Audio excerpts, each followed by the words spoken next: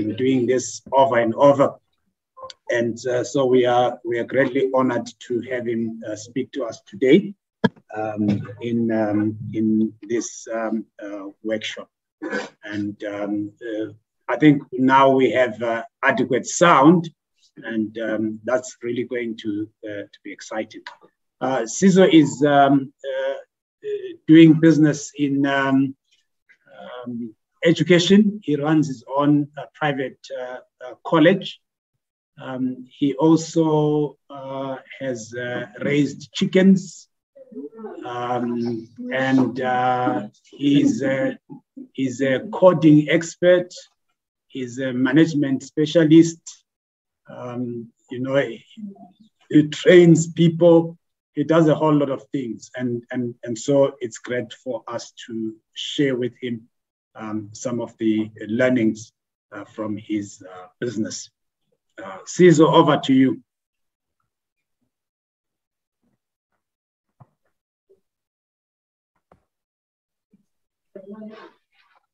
Good afternoon. I'm not sure if you can hear me. If you can hear me, give me a thumbs up.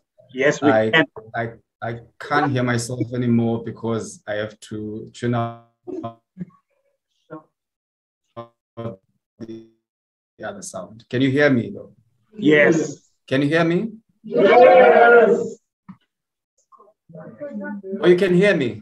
Yes. Oh, thank you. Thank you. I'm so sorry for making you shout that much, but I'm happy to be here again this year to the YEP program. It's always an honor for me to be here. You know, someone said if you're invited once, you know, if you're invited twice, you're no more safe. If I'm invited next year, I know at least I'm a bit safe in the next coming legs. So it's really a good thing to be here. I hope you can see my slides. Yes. Right. We'll be looking at entrepreneurship, simple innovations. I would like to pass my greetings to everyone in the gathering. To me, this is one of the most important engagements we can experience to help us simply save time as we develop as entrepreneurs, to defy gravity and to guarantee a higher chance of business survival. So in the morning, ISIS are failing in Africa. It's a very serious concern to me as well. So activities like this or gatherings like this help us to kind of skip the line. I didn't want to say that, but to kind of skip the line in a sense and kind of get ahead of the queue so that you don't hit those curves that other people will be hitting because someone, you know, who maybe knows more, has gone ahead of you, gives you an advantage. So I also have great respect to all those who have made these and other youth programs possible. I believe that this is work that will be well rewarded. And also greetings to all facilitators and youth mentors as well. And a big thumbs up to the parents who chose to invest in the next generation. These are my heroes, by the way. The next generation can't work without the parents to invest in them. And if you brought a child to this meeting, you have my greatest and deepest respects. And obviously, congratulations to all youth that have made it to this year's edition. And you bring us hope for our future. So they usually say they're leaders of tomorrow, well, they're leaders of now, tomorrow, and forever. But you have got potential, and that potential is vital, that is released. And lastly, I would want to just urge you to find out more about the YEP2030 vision and how you can be part of this great movement. It's not just the conferences. I've gone through the document myself quite a number of times, and I think it's an amazing, amazing vision. And if all of us pull together, we'll be able to do something that is worthwhile, that may be helpful to our families and our communities as well. Our objectives is to quickly find out how to identify a lucrative business idea, to know where these ideas come from and what you can do to act on your business idea, to know what to do if you have doubts or you're afraid, and if there are, since there are lots of failed businesses, how you can make yours successful, and can you ever have a perfect idea, and the skills that you need to handle a great idea. And there's a question here that says, can you mess a great opportunity? So these are objectives, and I'm not going to take them in any order. I'm just going to answer those objectives as we go on. Let me start on a very, very serious note. It's a serious note. I hope it's unfortunately, you can't see my face, but I'm really serious at the moment. I want to start on an extremely serious note. So let's start here.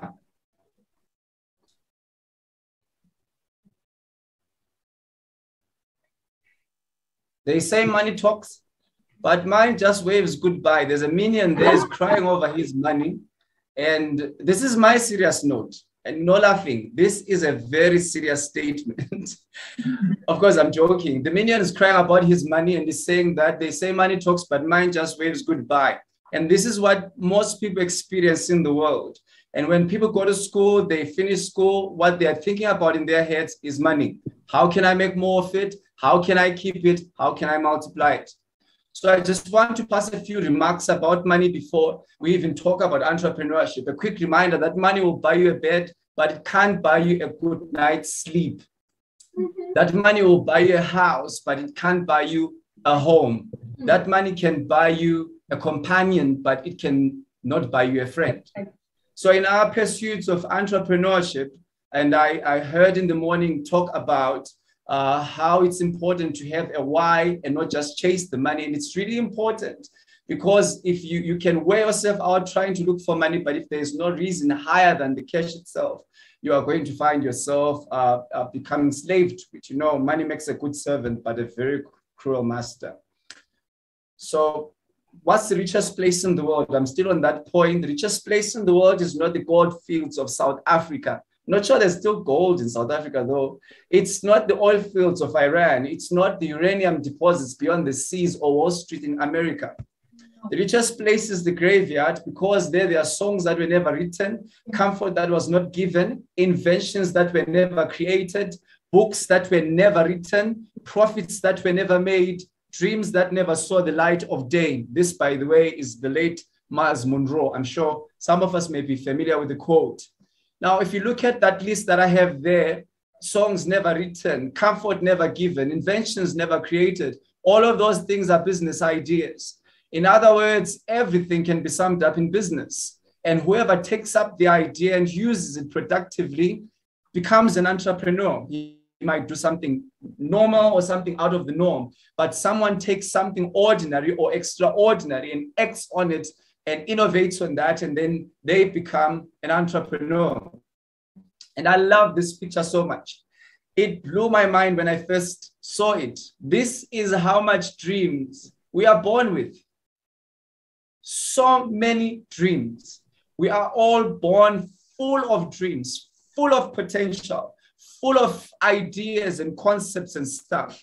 And this, by the way,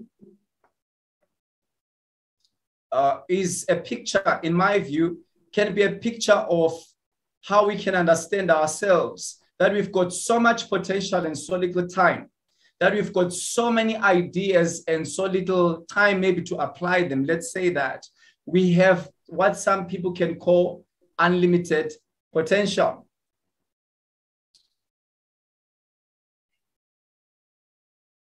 So where do ideas come from? Can you still hear me? Yes. Sorry? Yes. Okay. Where do ideas come from? They come from the same place where bad ones come from. It's in your mind. It's your head. I mean, good and bad ideas come from the same place. You give us great ideas, and you are the same person that gives us the bad ones. They come from the same place where the bad ones come from. And that's the problem. Because if good ideas come from the same place where bad ideas come from, a bigger question is, how do I tell the good from the bad? How do I distinguish between what works and what doesn't? So it's a sorting pile, and you have to entertain a number of attempts in order to find the right ones, seriously speaking. Because you get an idea today, you're not going to know who is going to pick up that idea. You're not going to know which supplier is going to be willing to stand up to those specs or whatever you want to get from them. You're not going to know who is going to like change their mind and think it's trendy and it's outstanding. Remember, when the bold lipstick colors first came, I was watching Shark Tank or Dragon's Den, when they first presented them before they hit the market, the matte lipsticks, etc. It was something that Tuka Suleiman said, this is ugly. I wouldn't go out with anyone. I think it's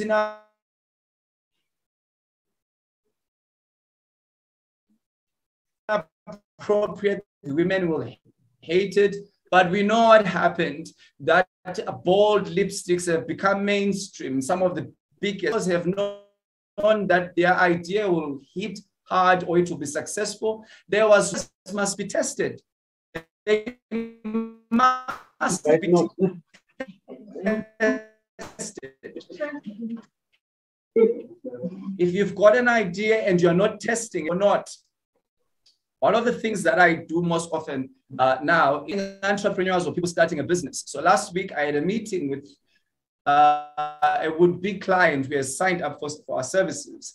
And as I'm talking to her, she's deciding to make bath salts and cosmetics, luxurious ones. And we had the task to fix the logo and sort of get the research and everything together. And I started asking her, who has bought these salts before? She mentions a couple of people. Are you selling this? Have you sold them to a person that you don't know? And they're like, nah, but I think it will work out. And she wasn't getting my point because I was saying, have you tested the idea? Have you given someone those salts and they went and bathed in them and then got you some feedback to say, you know what, I really love the bath salts that you're selling, or you know what, I really love the tallow that you're selling, or I really love that natural remedy. So the problem was that her ideas are, I'm hesitant to say they are good ideas because I can't say that unless and until they can be tested. They may be suitable ideas or good to hear, but they have to be tested. And if you want to test them, you know how they work and will wind up as an entrepreneur. If you don't test them, you won't know how they work. You wind up as a entrepreneur. I'm not sure if anybody has heard of this word called the entrepreneur, or there are entrepreneurs in the room. I don't know. Let's find out. A entrepreneur is someone who's rich with ideas. They are very, very rich with ideas. And I once heard, I think, Duncan Bannatyne talking about ideas are cheap. It broke my heart because I always thought ideas are everything, because at school I had good ideas and I usually came up with the ideas. When said ideas were cheap, I was robbed of my distinction, of my level of importance. Said ideas are cheap, execution is everything. So entrepreneurs are rich with ideas. They might not yet be an entrepreneur and they may never be one. Don't think that they are bothered by not being an entrepreneur. No, they are rich with ideas. They are not an entrepreneur. They might never be one. They have no groundwork whatsoever. They have not started anything. They haven't tested anything. They're an idea person who will start a business should they win the lotto. Now I think you now have people popping in your head. That's an entrepreneur. That's an entrepreneur. Or someone is saying, I am an entrepreneur. If you're an entrepreneur, don't worry. You can become an entrepreneur. I heard someone talk about entrepreneur, say it means to enter and to take. I love that one. So don't give up when an attempt fails. Also talking about ideas, you get an idea, you're trying to find the right one. It's one of my most favorite photos. Look at that guy at the top there. He's young, he's energetic, he's a go-getter. He thinks he's going to be worth $1 million next week, like was spoken earlier on in the morning. And then later on in his life, he's about to hit that target. He's about to strike it rich and get an entire depository of diamonds, and he turns around and he quits. So don't give up when an attempt fails. You've got to try again. You've got to keep trying here, trying there, trying everywhere. There's a verse I like that says, when you're planting your seed, sow some in the morning, some in the afternoon, and some in the evening, for you don't know which one will grow, or all of them are going to grow. And so what is an entrepreneur? I'm sure most of the stuff maybe you may go through, but this is a simple definition. It's limited, I admit.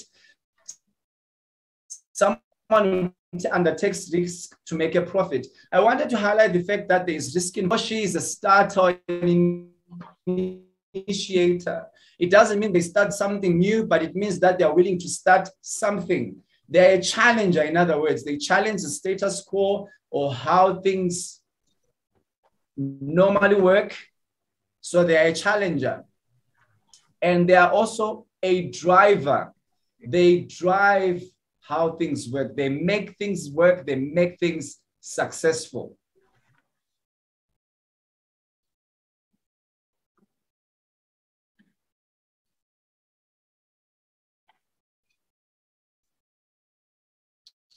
Okay.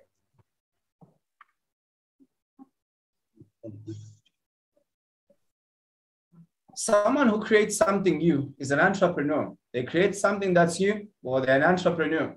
Usually, they're not entrepreneurs. So it's either an initiative or it's just an activity. So there are different types of entrepreneurs, small businesses, scalable startups. These are companies that can be easily replicated such that their model can easily be copied from one place to the other. You know about gas fried chicken, KFC, right?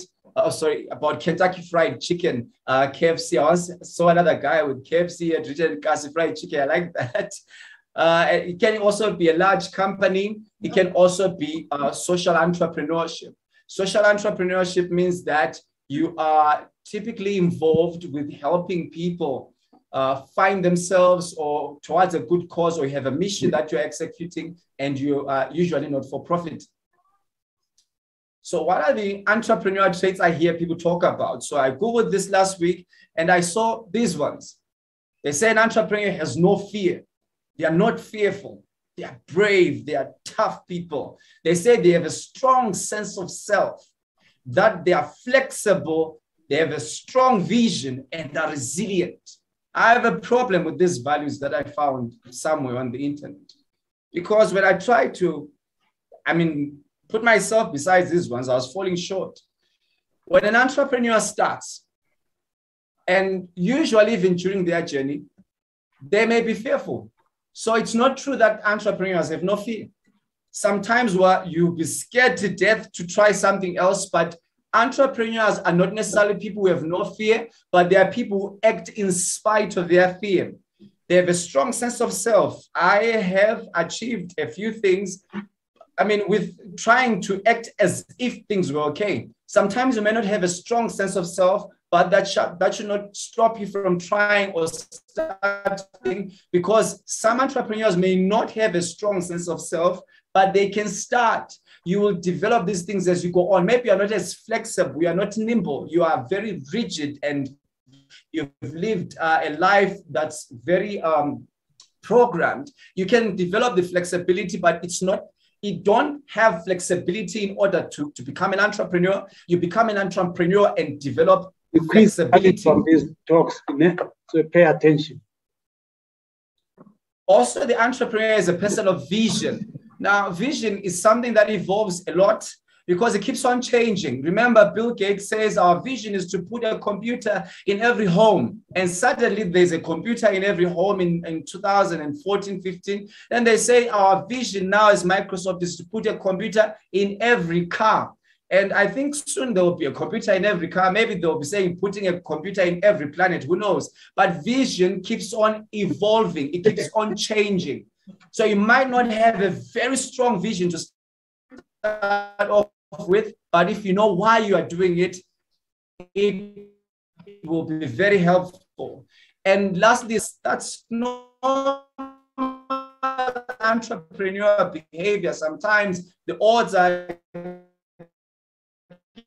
against you, and you just be fearful or have a strong sense of self-flexibility, vision, or resilience. These things are not necessary for starting, but they are developed by the action of starting. It's like saying to the stove, give me fire, and then I'll add some wood. Saying to the work that way, you pour in the petrol and then you start moving. So you put in the fire and then you put in the wood and then you get the heat. So you start and then the process turns you into a fearless, strong person, etc. So other people don't start because they have inferiority complex. They look at themselves as lesser beings compared to them. Others have a fear of failure and criticism. Someone once said that if you've never failed, you've never tried. It doesn't mean that you try so that you fail. It means that in the event that you don't succeed, just try, and try again. Others don't start because of procrastination. This is my favorite one. You know, people say that you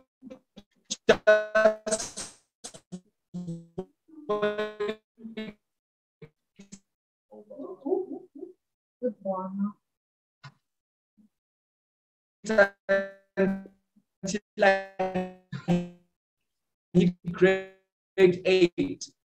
I'm going to start my candy business. You wait until I hit grade 9. I'm going to start a better one. You just wait until that uncle of mine sends me some money. You just wait until there's enough 5G in all of South Africa for me to start my app that will connect every phone. You just wait until I have $1 million to start it. You just wait. And guess what? The next thing they know, they are 60 years of age. They are tired and they have to give way to others that are coming onto the field, and they do not know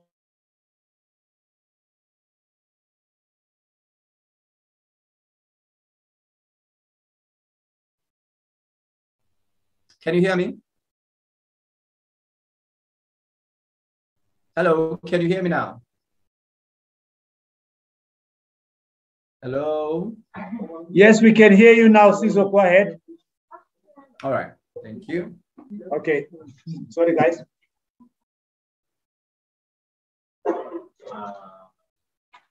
I'll share the screen again. Just working on it if I can.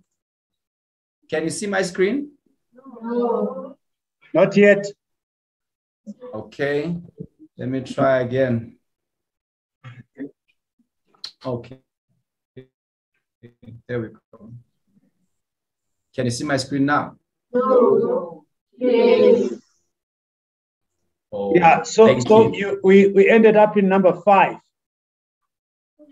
Okay, so we can take number 6. Other people say that they can't start their business because they don't have the time. Recently, a couple of months back, I met someone who was really talking about how much trouble they had with their time. And I wasn't eavesdropping. I happened to be standing in a place where the wind was blowing their words towards. And I heard what they were saying. So I was talking to a friend and saying, you know, I'm watching this series and it happens to be on season 6, episode 72. So I asked them, how many episodes do you have per season? They have 140 episodes per season. And they've been doing a lot of this. And I told them, it's not that you don't have the time, maybe you don't have priority. If you can watch TV, then you have time to start a business. Someone says, I don't not have the money. It's not necessary to have the money in order to start, but you have to start in order to make the money.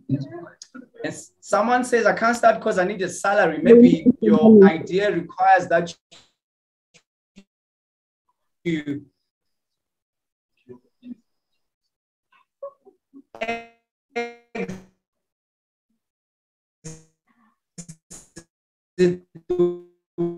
working space and you go out on your own.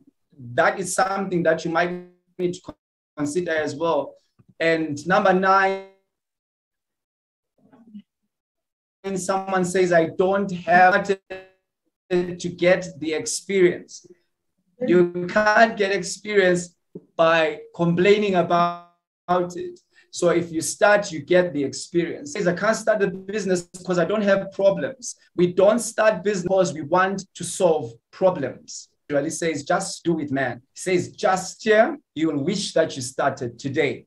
This quote has haunted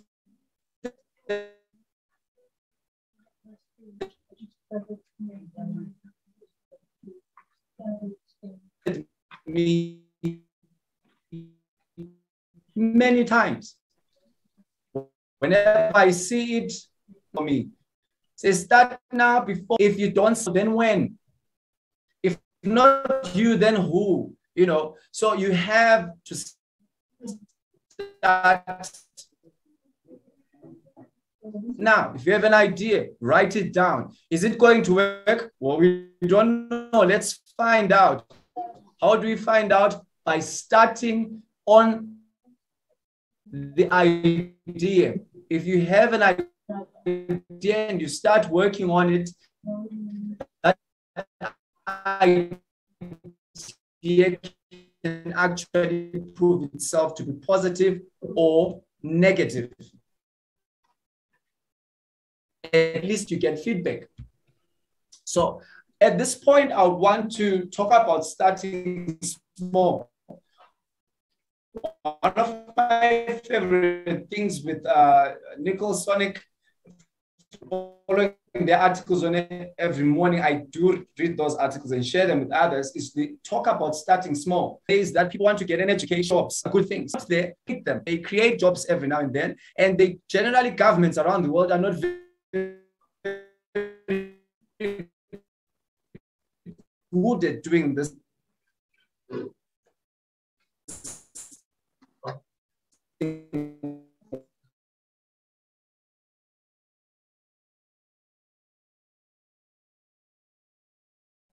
So here we go.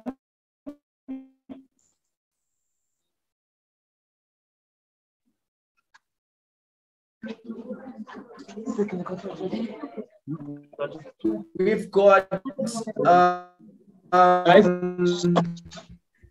woman who's selling tomatoes. Now that's an old lady. We're going to, you need to remember this old lady because I'm going to trace this woman right across in order to make the point. Selling tomatoes is a normal, common thing that anyone can do. You don't need a large startup in some places to get your formal licensing. Where I come from, you can actually get a formal licensing for selling your tomatoes.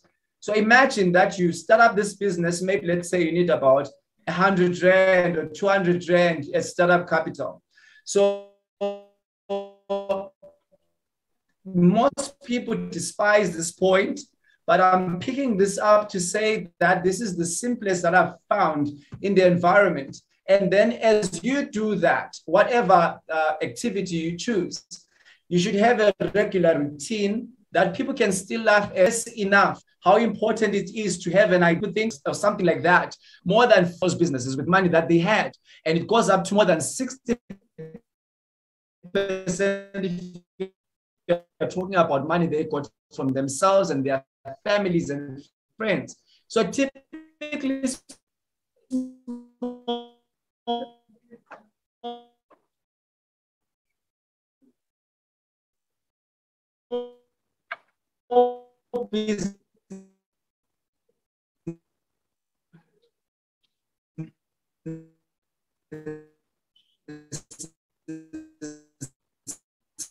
start with private investment. So you save the money. The most important thing about, hello, can you hear me? Hello? Hi, Sizo. Can you please start back on the tomatoes slide? Okay, this one. Yes. Did we get here together? No. Okay, let me go back a bit. Did we get here together? Yes. Or did you see this one? Did we see this one? Yeah, no. Okay, I'll just back up a little bit. So I said that you start something as basic as this, and then I cannot stress enough the importance of saving the money. You have to save it because you can't leave this level until you use its money as a stepping stone to drive you to your next big idea. Because you're going to have many ideas, and your ideas are going to be bad and they're going to be good. So you are going to nitpick the good ones, but they will need funding. And the better the idea becomes, the more funding it may require. And so save some money. And after you've saved some money, people will be laughing at you. He's putting money in a jar or he has a small bank balance, but it will continue to grow. The secret about money is that it has this thing called time. If you expose it to time, money does wonders. So you keep saving it, and then you now end up with something like this. Now you see he's got college, vacation, pension. Oh, there's pension even there. There's house, there's medical. Obviously, you don't use these jars. You probably use your bank account. You probably use your savings, e-savings or something like that from your bank, whatever it is, but I hope you get. And so you move on from there. Now, remember the tomato. People make a mistake is that they're so eager to leave the level of selling their tomatoes, and they want to get out of that. So they exit this level. You should leave someone here and graduate. Don't fold the business. Don't shut it. Learn to have the experience of getting money that you were not present to make, because that turns you into a real business. Because a real business means you have to be absent and able to make money. If you can't make money in your absence, well, you are running something, but it's difficult to say it's a real business. So you should be able to make money in your absence. And then the same woman who was doing her tomatoes now has enough money because of savings. And now she's here. Is now selling this African material that is used for when Lionel Messi used to play for Barcelona. I said, eat chicken, eat king chicken and score like Lionel Messi. This is just me as a kid trying to find ways, you know, of getting the attention of my fellow colleagues and other people. And they loved Messi, so they bought my chicken. Not sure why, but because they love Messi, they felt that Messi knew they were eating the chicken. And then from there, the WhatsApp ads, most of selling, depending on which part of the world you are at, where I'm at, WhatsApp is huge as compared to Facebook. So I made ads for WhatsApp. Only one chicken is this smart. It's the king chicken. So I made a point that I distinguished the bird so that people believed it had superpowers or something. And then this is by far one of the people's favorite. This is the Zulu king, Uchaga. You know, I was famous for saying, I killed that one, Mbulaleni. So I had a quote that says, Ubani all day king chicken yangos, Mbulaleni, Nyamakhosi phela. So this was my approach at trying to find common ground with people. And lots of adults love this because they love their history. And guess what? They bought the chickens. And now I couldn't keep up with the local demand. The demand grew large and I couldn't keep up with it. I'm not a king chicken. No, I'm a king chicken. So the fact that I said it's a king chicken, if you want to name your chicken, I don't know what you can call it, but nothing's above the king. So I didn't know it when I said it at the time, but it gave me an advantage above other people's names. And so what's my takeaway from all this? Learn. You have to learn. Make sure you're always open to learning. You can't build stuff if you don't learn. A soldier's weapons typically look like this. They can maybe automatic, semi-automatic rifles or sniper rifle, or if you are Chaga, you're carrying a spear and the shield and stuff. These are soldiers' weapons in the battlefield. If you're an entrepreneur, you have a different set of weapons altogether. This is our modern equipment for fighting. You've got to use that smartphone productively. This is my weapon. When I go to the battlefield, I take my smartphone, I contact people who want to buy stuff, and that's how I fight my opponents. If you've got a computer, and especially if you can connect Wi-Fi or the internet, these are tremendous weapons to get your business started. Make use of free advertising platforms. I told you when I used WhatsApp, I used to do sales over 4 to 5 weeks. I did them in 1 week because I could reach more people. And there was no WhatsApp business, by the way. Now there's WhatsApp business for a catalog, etc., and to send links. It's even better. Use Facebook. If Facebook is big where you are at, please use Facebook productively. Use Instagram. Instagram is big. Just make sure you put photos that will survive the ecosystem of Instagram, but make sure you get on the platform and do stuff, or Twitter. So have business accounts for all of these ones so that you can market your products. This is, by the way, it's like free advertising. If you work hard, you can get it going. I went online and downloaded a free book that was written, coding, HTML for dummies. It was free. That day there was a promo, it was free. 1,000-page book. I downloaded it, I read it. It was about code.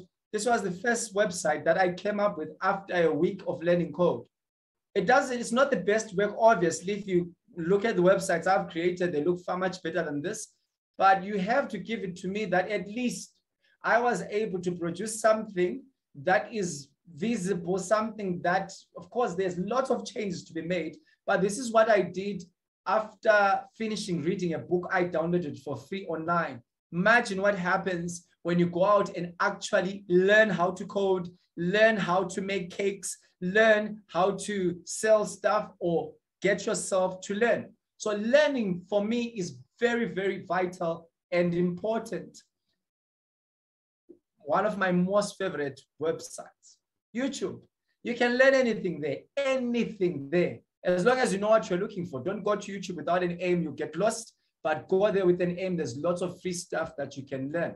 I also want to encourage Solo Learn for Tech guys. If you want to learn code, I'm not sure how their programs are at the moment, but they used to be free. Solo Learn products were free. They could teach you basic HTML. They could teach you Java. They could teach you JavaScript, C#, and Python, etc. You could learn all this for free. The most important thing is to learn the barest minimum you can learn and start doing something about it. So lastly, maybe you've got hobbies. My hobby is watching on television, is watching specific shows. I don't watch everything on television. I'm very picky. If I do watch stuff, I encourage you to look this up. The Small Business Revolution by Deluxe. It's an original series. I've found some of the most touching entrepreneurial stories through the series. They've done amazing work in bringing the stories to life. It can help you to see what other people are doing in other parts of the world. There's also Undercover Boss, which will build on your empathy, understanding your employees and how important they are in the business that you start. Some of you start one-man businesses. Some of you actually start businesses where you have to have employees. I have been managing employees for more than 10 years. And I'll tell you, it's not an easy task. You need to be empathetic. You need to understand them. You need to also learn how to step into their shoes. Also, there's the Dragon's Den. This is my favorite of all time with Peter Jones, Deborah Meaden. Some of the stories may have been said to be fabricated or whatever. I've seen a lot online, but there's a lot of stuff you can learn by just sitting and watching entrepreneurs present their ideas. Of course, we cannot forget the Shark Tank. I think the Shark Tank is a twin to the Dragon's Den. I don't know who copied who, but the Shark Tank is also excellent for entrepreneurs. I encourage you to watch and see other entrepreneurs develop ideas, both good and really bad ones, so that you can appreciate the amount of sheer work that's put in there. Obviously, there is The Prophet by Marcus Lemonis. But on The Prophet, I have to put a small disclaimer here. Prophet has got language. So if there are episodes that you want children to watch, you have to go through them if you're a parent first, or get approval from your parents, because some episodes are found to be quite disturbing because they invite people that may not be as careful with their language. And then obviously there's Fertitta, the billion-dollar buyer. Very tough man who demands results. The concept is amazing. And I would recommend that you try and make these your hobbies. Instead of just watching anything on TV, if you have access, you can watch any one of these. And I'm sure if you go on YouTube, you'll find quite a number of these that you can find useful. I hope that this has brought value to you. May God richly, richly and abundantly bless you. And may you create jobs for Africa. And I'm looking at you to create jobs, you and you and you and you, to create jobs for our continent. And I hope you guys are going to take yourselves seriously, start businesses, try things out, fail and succeed, and become great entrepreneurs that will change the course of history. Thank you so much. Okay, thank you. Thank you, Sizo. No. Sizo. Yes, I'm here. Yes, you got a sitting ovation. Wow, thank you. Yeah, thank you. We appreciate that a lot. Please stay online because a couple of people have got questions. And my friends online, please, if you have got questions, throw them in the chat. Okay. Or if you have got a question, do you want to raise your hand? And we will give you an opportunity to do so. Please let us know if you have a question. Lift up your hand online, and we'll give you a chance. Okay, you've got a question already. That's great. Go ahead and ask Iazi. Unmute him. Iazi, do you have a question? Go ahead and ask. Okay. What did we do now? And we have the questions. Yes, ask Sizo a question. Can we have the questions? We didn't hear them. We were online when you were saying the questions. Okay, we were saying if you have got a question, if you have got a question, can you give us the questions? We're offline when you're giving questions. Okay, all right, we'll send you that one. It's the quiz. All right, we'll send you that question. Okay, guys, anyone? Okay. All right. Anyone here? Thank you. Sharp. Okay, guys. Anyone else here with a question for Sizo? Because it's still online, so we can like it. Okay, fantastic presentation, right? Questions. Let's throw questions at him. Yes. How is the business doing? How is his business doing? Okay, Sizo, there's a question for you here now. How is your business doing? Okay, the chicken one. Yes. Oh, okay. The chicken business is doing quite well at the moment. We've managed to acquire about an acre of land, and we're still setting up here and there, but we've got guys that are working there at the moment, and we are hoping by the end of the year, we'll be able to at least run 1,000 birds. If all goes well, that's our projection. That should be able to double in the first half of the next year, but we did manage to acquire some land, and we've done a first test run of some different type of chicken for meat, which is exotic to us. It's from France originally. And then we've tried these birds, and the test run early this year was a huge success. We got weights we never thought we'd ever get. And so that part of business is doing quite well because it had stopped. It's now doing quite well. We had problems with the last time we had chickens because we didn't have enough refrigerators to accommodate, because we were increasing numbers by the hundreds. So now we have a hurdle of getting the industrial fridges, but at the same time, things are looking out quite well for the business. Is growing, and we're hoping that by the end of the year, we're able to do actually 1,000 birds, and next year we'll be able to actually do 1,000 to 2,000 eggs a day.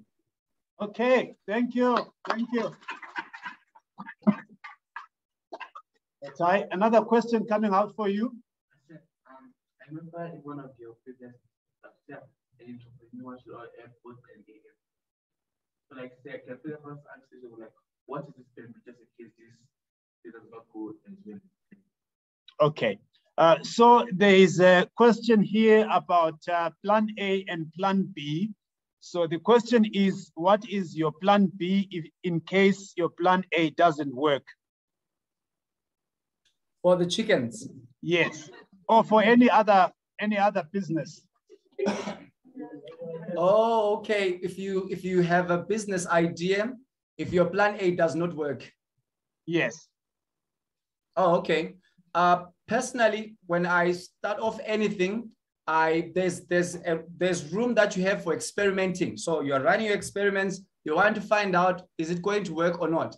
If you fail, well, you're expecting it, or you're 50-50.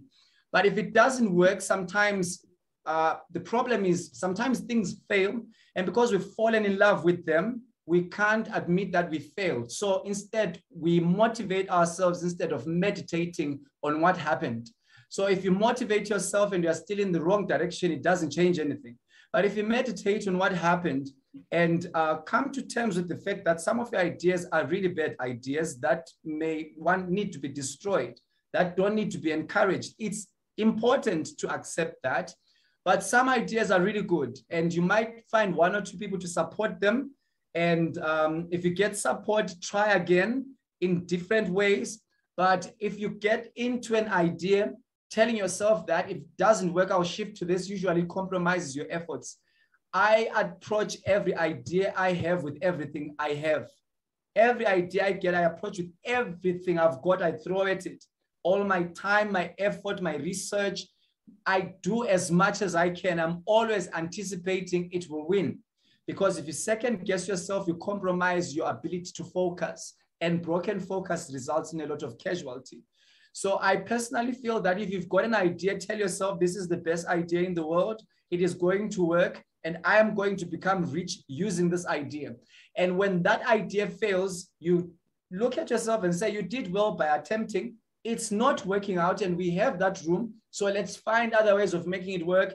Or if it's not working, or if it's a bad idea, it's important to know it's bad and ditch the bad idea for a good one. Maybe just to add, a lot of entrepreneurs have actually started several businesses before they started the main one, or they sold several businesses before they got to their last one. But you see, you don't get to the big one until you build the small ones. And sometimes I'm doing one thing or the other here or there. And what's contributing to my efficiency is what failed, what I learned from other failed ventures. And it comes to my rescue because I'm more careful. I'm more laser focused compared to what I was before I failed. In one of my ideas became a problem, or most of them became a problem.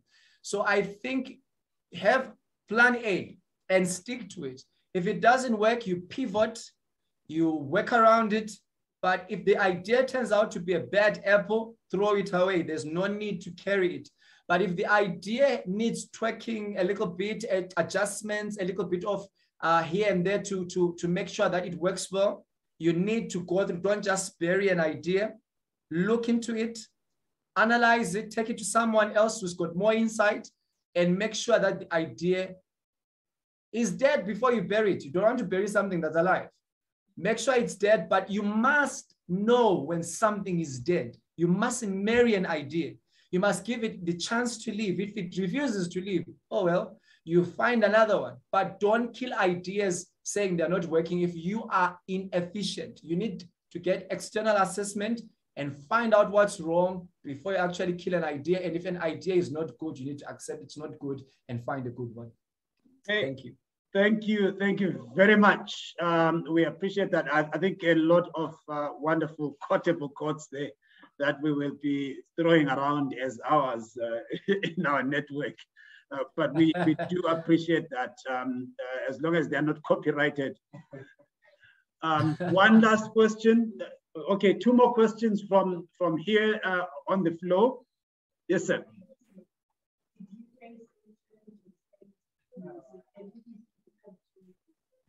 Okay, I think most of that he has mentioned. Did you face challenges in running the business? And if so, what were those? I think you have covered quite a bit. We will reiterate on some of that from here on the floor. Okay, we're going to share some of those thoughts with you. Yes. So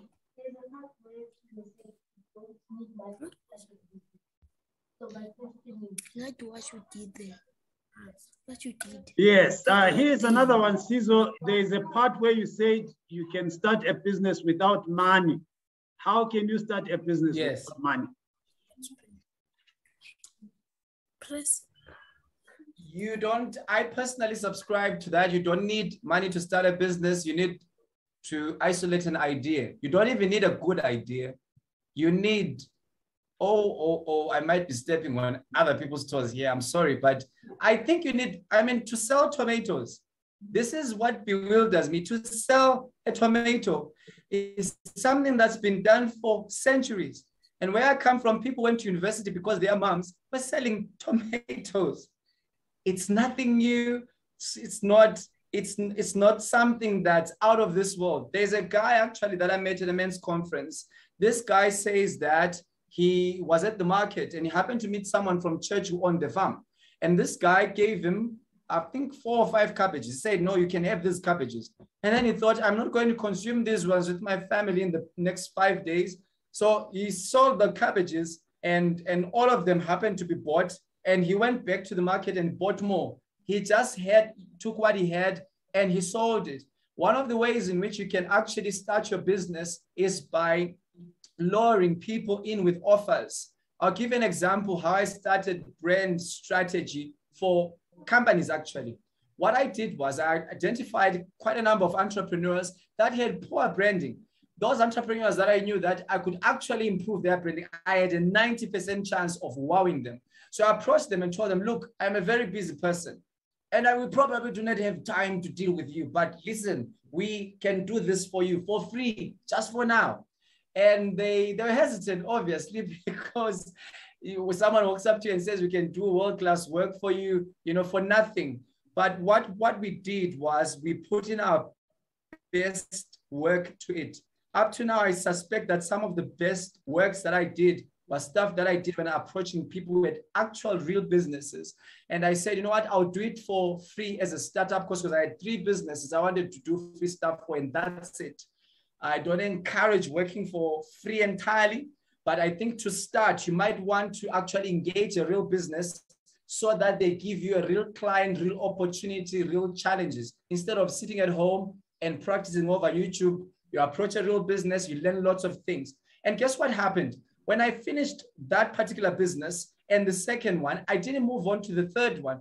Those 2 people recommended clients to me and I charged them, like I really charged them the actual thing and they paid me. What shocked me was they just paid me upfront and said, we know about your expertise. We are probably going to we'll give you 2-3 weeks to give us your work. So in order for people to know my skills, which I didn't have money to advertise, I didn't maybe have money to get out there, I simply approached them and said, can I work with you? Or can I work for you? Or can I do this and that? That's why I'm saying the important thing is starting.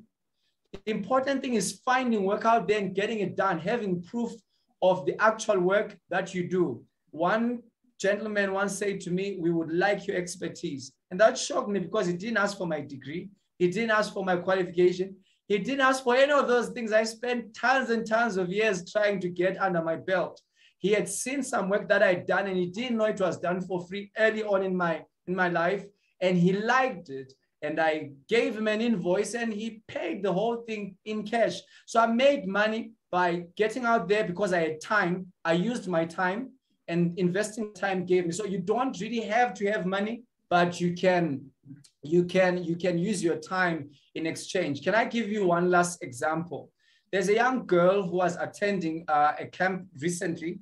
And then someone was speaking about Avon selling beauty products. And they told them, you know what, you need 700 Rand to join, 700 Rand to buy your first products, blah, blah, blah. Said, what do I need to sell? They said, you have to carry this magazine, this brochure, and show it to people. If they give you money, then you order those things and, they're supposed to give you deposits or they pay.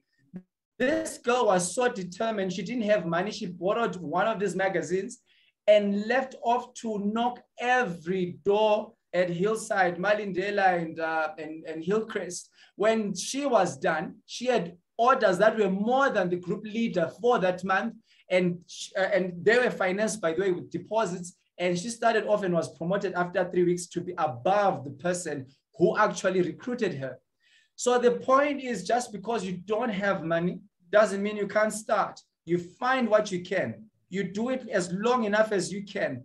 And you do it as strongly as you can do it. You do it with consistency and perfection until you qualify for the next level. You know, there's a price to be paid for every level of life. So you qualify yourself through the ranks until you actually get to a level where people can willingly pay you money, but no one is obligated to pay you money. Remember that. People only pay you money. If they like you, they'll talk to you. If they trust you, they'll pay you. So it's really important. Okay, thank you. Thank you very much, Sizo. We appreciate.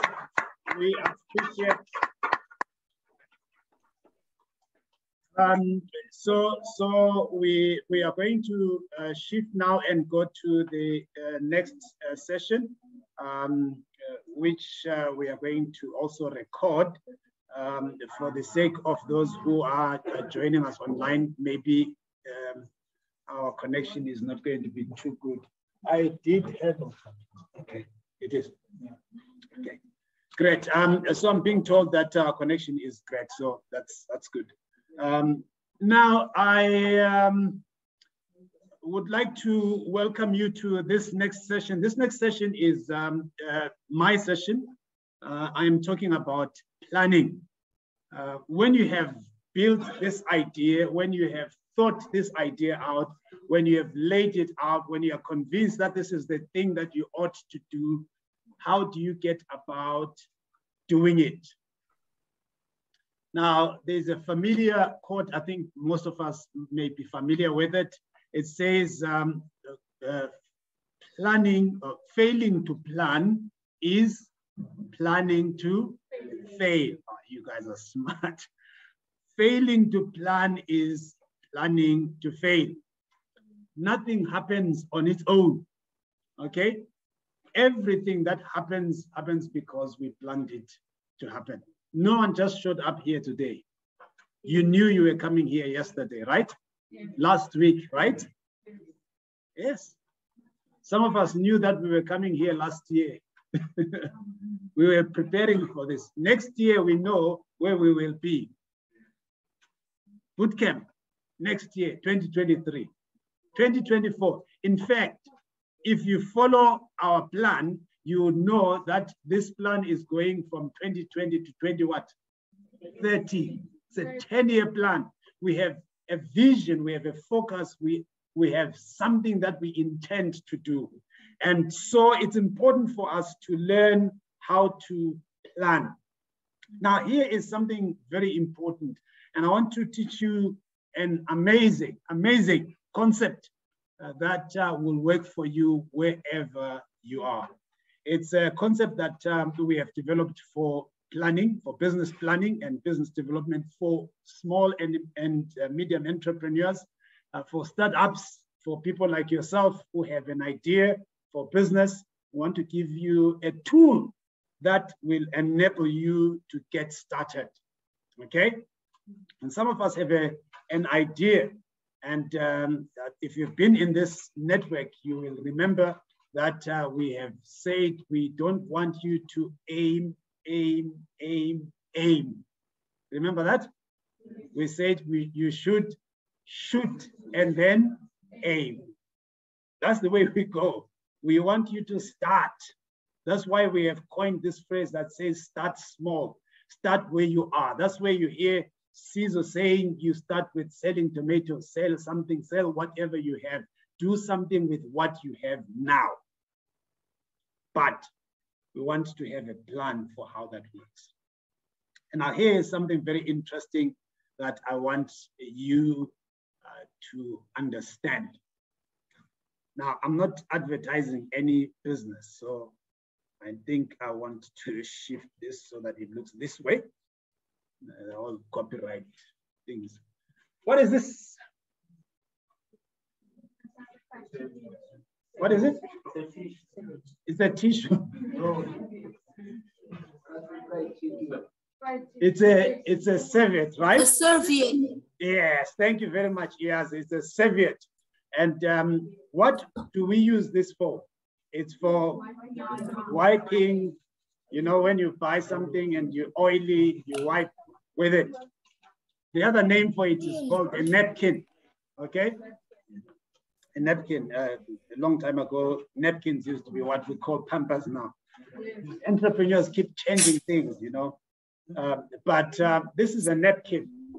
It's a piece of paper that most people don't even use because the food is finger licking good, so you clean your fingers with your. But here is a little piece of paper.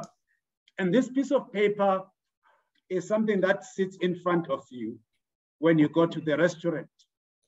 And for me, this has become the place where my ideas come to life. And you find a lot of people do that, by the way, brilliant ideas. They bring an idea to life on a piece of paper like this. Before it goes into the computer, this is your sketching board. It's a place where you can translate your idea or your thought. It's small enough not to put everything, but to put the basic concept, okay? The basic picture. And here is one thing that entrepreneurs need to learn to do. Always, you must learn to think. What should you learn to do as an entrepreneur? To think. Money comes from thoughts, from ideas. And some of us like, I want. Yeah. They were having serious problems and issues like that. And it's important for you to learn to identify an opportunity, where you see one. I'm trying to get these guys off. Hi, guys. I Themselves, you know. Okay. Should I exit? Okay.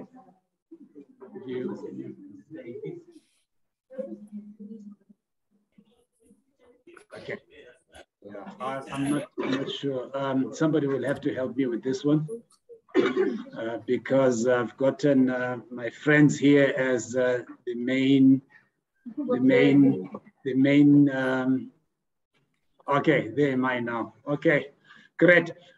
So an idea is critical, you know, to have. And if you don't have an idea, you don't have a business. And so ideas are the entrepreneur's most important asset, not the money in your bank. Are we together?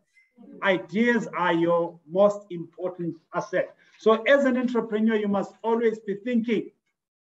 But there's a way of thinking. There's a way of thinking. You don't just think random ideas. You think in a particular way. You organize your thoughts. You follow through your thoughts. Okay? And so here is what the napkin is going to help you to do. If you've got a piece of paper in front of you, please pick it up. Hi, guys. Get yourself a piece of paper and a pen because we're going to start writing now. Okay. Or a pencil.